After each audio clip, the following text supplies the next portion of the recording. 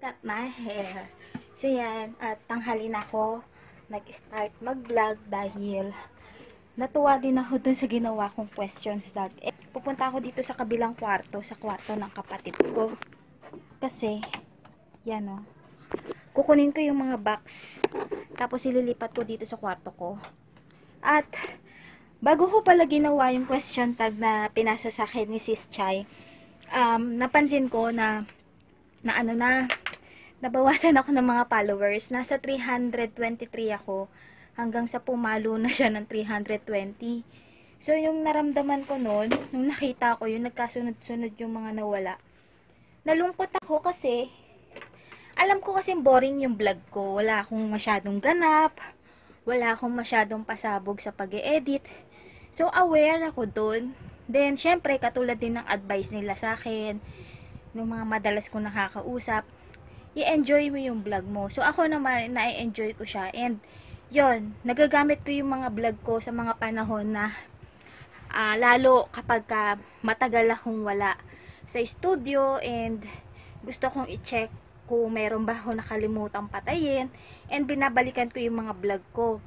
So, siguro, kaya nawawala sila or nag-a-unsub kasi baka napapansin nila yung petsa nung vlog ko. Akala siguro mali. Pero ang totoo niyan, delay talaga siya. So, if ever na matagal ka nang nanonood sa akin, matagal na kitang kausap, matagal na kung baga alam mo yun, yung naumpisahan mo yung vlog ko na as in nung magmula nung nabenga ako, nung bago ako doon sa trabaho ko, nung nakamit ako ng first celebrity na nakasama ko, yung first shoot ko outdoor na akin talaga yon, yung ako yung photographer, and yung first modeling na ginawa ko bilang praktisan, and yung kauna-unahan din na tinuruan ako on how to project in front of camera. So, yan. If ever man na naaabutan nyo yun yung mga panahon na 100% na as in na hindi naman siya boring dahil may mga kasama akong ibang tao. Compare everyday na ako lang yung nakikita nyo. Tapos, sabayan din nung ambience dito sa bahay. Ito yung mga ganap. Dito ko sinabit yung yung Paul prank. So, ganun na lang gagawin ko. If ever na nandito pa tong bakal na yan, yun yung gagawin ko. So, sa lahat ng mga tag na nagawa ko, yung last na pinasa sa akin ni Chai, na ginawa kong question tag, dun ako pinaka naayusan sa paligid ko, sa pagsagot ko. And alam nyo ba guys, ang ginamit kong patungan. Dapat kasi etong si Hello Kitty, itong aking monopod. Tapos ilalagay ko dun sa tripod ko. Ito. Dalawang ganito ko, isa plain lang na pink. Ito, regalo sa akin to ng girlfriend ng kapatid ko. Gagawin ko sana kaganito siya. Nakatayo dyan. Dito, nakatayo. So, ayan. Kaya to magulo. Lahat yan nilagay ko dito sa likod para matakpan tong saksakan. And then, dahil nalalaglag to ng nalalaglag, kaya sa matagalan ako sa pagsisetup, ang ginawa ko, hindi ko na siya ginamit.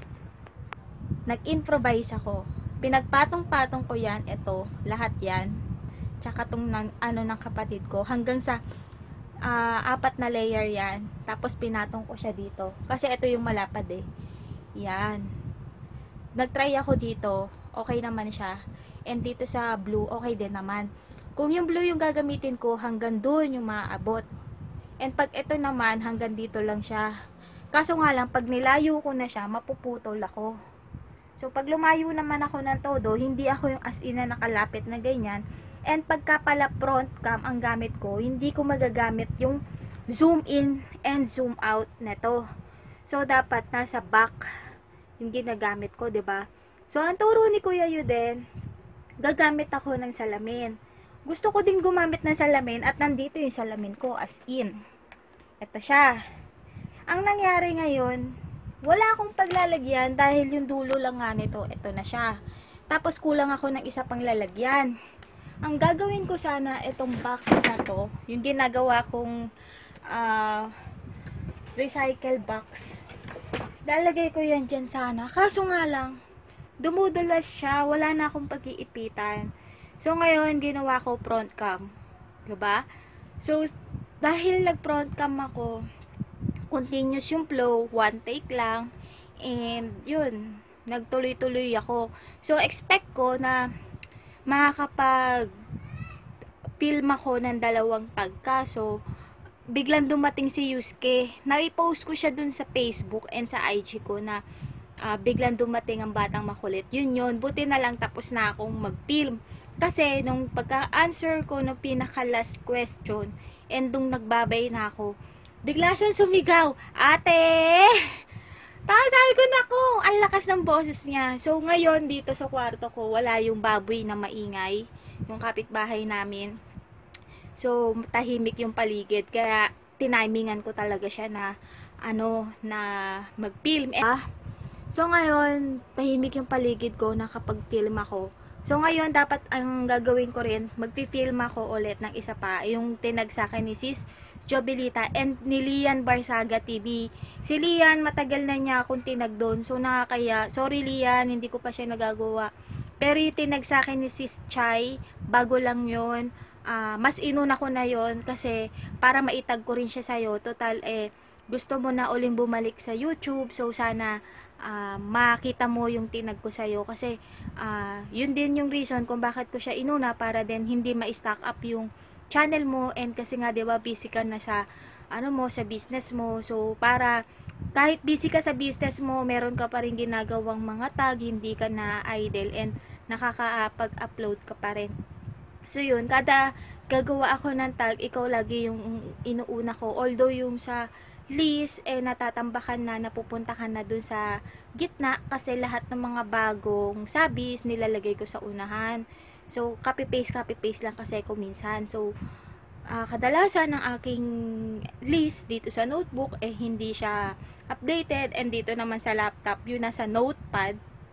Minsan nabubura ko, lalo na kapag naiiwanan ko yung laptop nakabukas, lalo kapag nag-upload pa lang ako ng vlog.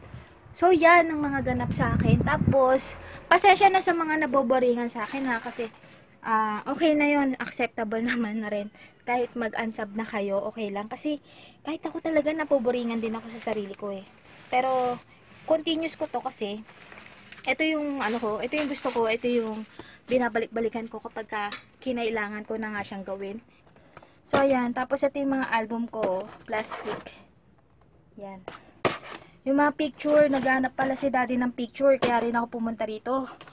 Dahil gusto niyang i-share yung mga picture niya dati, nung kabataan niya. Papansin nyo, ilang week din akong, or ilang days din ako walang pasok. Dahil, Sunday yung ganap ko.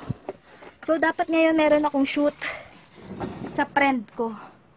Kaso yung friend ko, hindi niya kinlaro yung araw kung kailan kami dapat mag-shoot. Alam niyo ba guys, ang sabi niya sa June. Sabi ko, anong June? July na. Yung pala next year. Next year pa yung kasal niya, tapos nag-ready na ako, nandito na yung dress ko, lahat-lahat. Tapos bumili na ako ng sapatos, 'di ba, sa H&M. Oh, 'di ba? All white kasi yung suot ko doon. Ayun. Tapos nag-uungot-ungot sa akin yung friend ko na yun. Sabi niya, para ayokong mawala ka sa kasal ko. Kasi yung sa magulang niya, ewan ko ba dun, hindi niya yata sinabi na ikakasal siya. Baliw yun. So sabi niya, wag ko daw sabihin na ikakasal siya, na nag-uusap kami. Kumbaga parang gusto niya mangyari, siya mismo yung magsasabi. Syempre ang pangit naman nun, diba, kung ako pa yung magsasabi. Hindi naman ako yung ikakasal. So ayan, ewan ko kung paano gagawin niya doon. And yan. Grabe. Ito muna ilalabas ko. Ang dami kong sapatos, pero ang dami ko ding hindi nagagamit. Halos lahat puro once ko lang nagamit. Dahil ang kadalasan kong ginagamit yung mga binibili ko sa Divisoria na sapatos. Yung may mga takong din, yung parang mga pang Korean shoes. So ngayon, nagagalit sa akin yung daddy ko. Sayang nga yung sapatos ko kasi nga, hindi ko nagagamit lahat. Lalo na yung mga branded, hindi ko ginagamit. Kumbaga parang ayoko siyang magasgasan. Baliw lang, no? So, ayan. So, ngayon, meron pa akong ledon. Tagal na to. Yung mga ginagamit ko ng Pasko, bagong taon, once ko lang lahat yung nagamit. Kasi magmula nung nagtrabaho ako sa studio, di naman ako pwedeng mag-dress, diba guys? Dahil nga, nagsushoot nga. Ito yung kauna-unahan ko na sapatos. Yung as in na pang aura-aura na.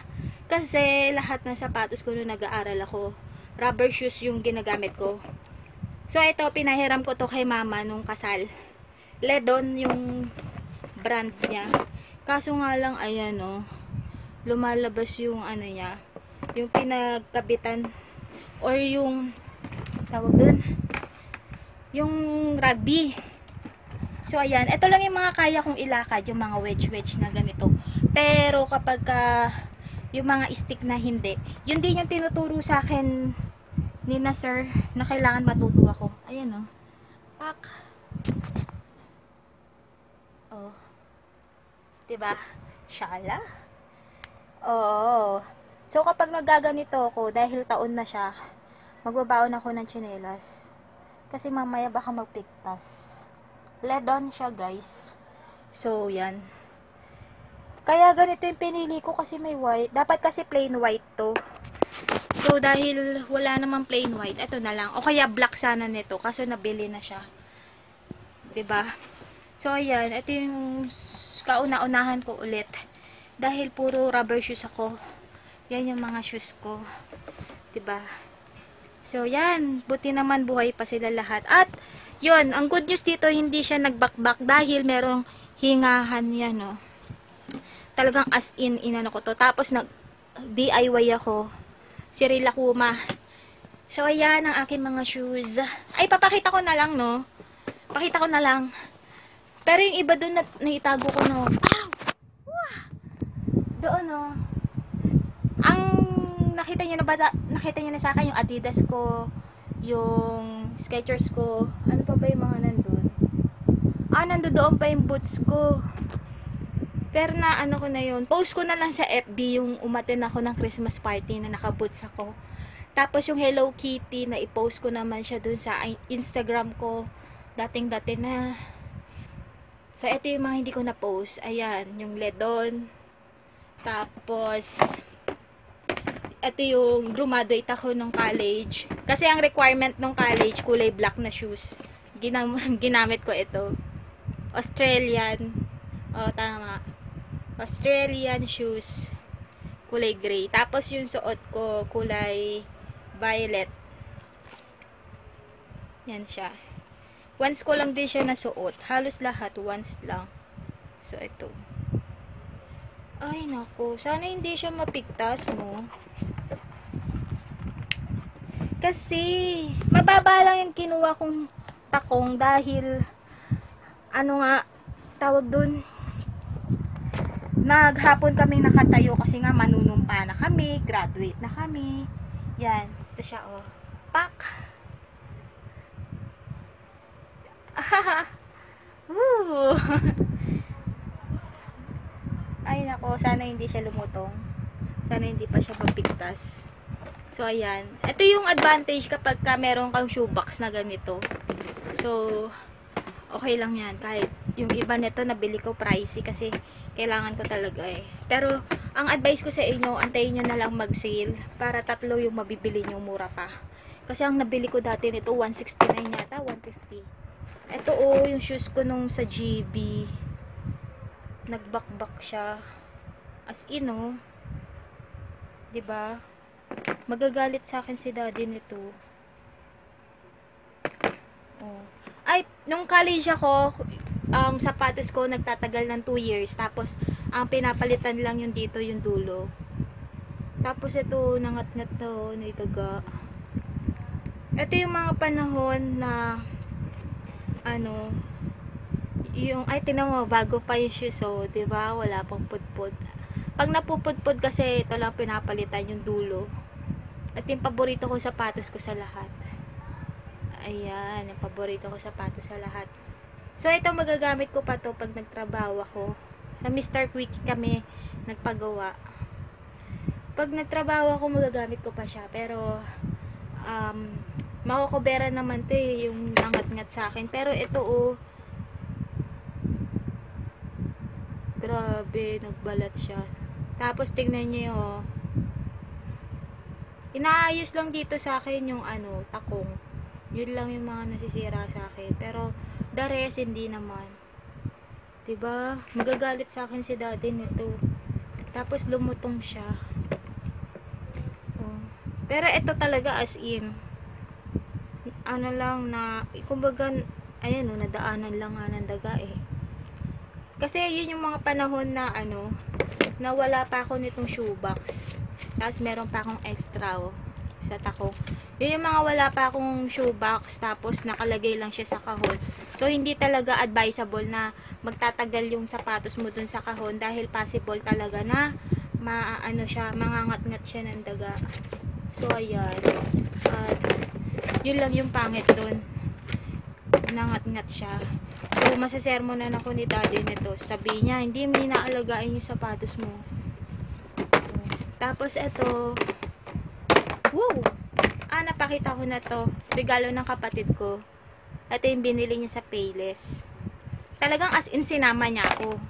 Kasi alam niya yung paborito ko sa Hello Kitty. Kaso yung Hello Kitty na shoes na nakita niya, wala na. Tapos dapat bibilan niya ako sa H&M na damit na Hello Kitty. Kaso nga lang, ang gusto niyang mangyari yung magagamit ko sa trabaho ko. So sabi ko din pang aura ko na lang. 'Di ba? Tapos dapat kasi bibilin sa akin rubber shoes. So nabilan na ako ng rubber shoes, you know, yung nandoon na itim, yung Skechers. So sabi ko din meron ako rubber shoes eh. Sabi niya, anong gusto mo? Pang aura ko na lang. So para if ever na may event kaming pupuntahan, katulad niyan sinasabi na lahat ng photographer kailangan magsusuot ng black dress. Naka-ano pa rin kami. Kumbaga parang naka-formal pero black naman kami. So, ang pangit naman pati yung shoes ko hindi kulay black. Kasi nga dapat all black nga eh. So, inisip ko yun yung susuotin ko yung rubber ko na nandun. Na parang rock and roll to the world lang ng peg. So, yan. Tapos meron pa ako isa dito. Ito, pinakamatagal na to. Rusty Lopez. Ang nasira lang sa kanya or nagbabakbak. Yun dito oh. Kasi iba yung kulay nito nun eh. Pero natanggal na. Yung kulay, may parang gold siya dito sa loob. Yan. So hanggang ngayon buhay pa siya. At ang natanggal lang sa kanya ito oh. Sa ilalim. Natatanggal talaga siya as in. Hindi siya may iwasan na hindi matanggal. Rusty Lopez. So ayan. Ano siya, parang gamusa. Yung ano niya yan oh. Hindi ko alam tawag dito eh. Tapos may paandar din siyang ganyan. Tapos, ayun lang yung pangit. Kinalawang dahil yung mga paandar ko dito. Oh. 'Di ba? Tapos ito, nabili ko to sa Divisoria. Pang araw-araw lang. 150. Yan, 150 pesos lang siya. Si Tiger. So, yan. At, ayos pa siya as in. Tapos, wala pa nga gas-gas, oh. 'Di ba?